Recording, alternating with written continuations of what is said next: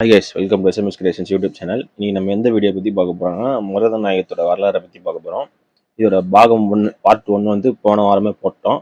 பார்க்காதவங்க அந்த வீடியோ பார்த்துட்டு வந்து இந்த வீடியோ பாருங்கள். கீழே டிஸ்கிரிப்ஷன் லிங்க் கொடுக்குறேன், மேலே ஐ பட்டன்லையும் கொடுக்குறேன், பார்த்துட்டு வந்து பாருங்கள். அப்போ தான் புரியும். வாங்க வீடியோ உள்ள போகலாம்.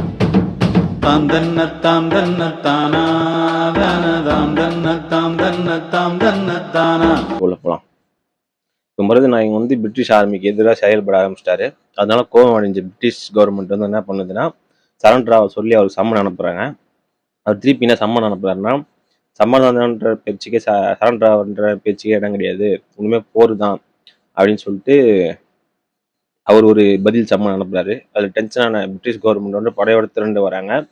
மருதநாயகம் வந்து பிரிட்டிஷோட எதிரியான பிரெஞ்சு கவர்மெண்ட் கூட வந்து எதிரி வந்து நம்ம நண்பன் அந்த இதில் வந்து பிரெஞ்சு கவர்மெண்ட் கை கோக்குறாரு.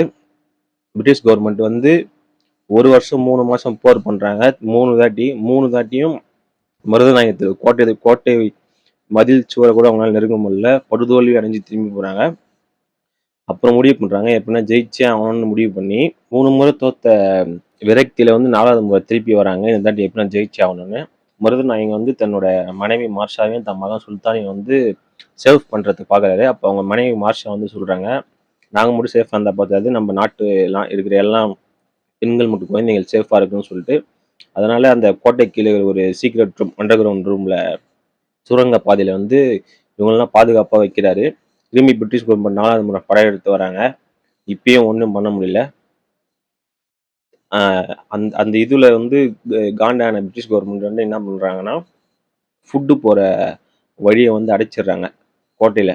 இதனால கோட்டை உள்ள வந்து ஃபுட்டே போகாமல் நிறைய பேர் வந்து பசியில் வாடுறாங்க. குழந்தைகள் பெண்கள்லாம் ரொம்ப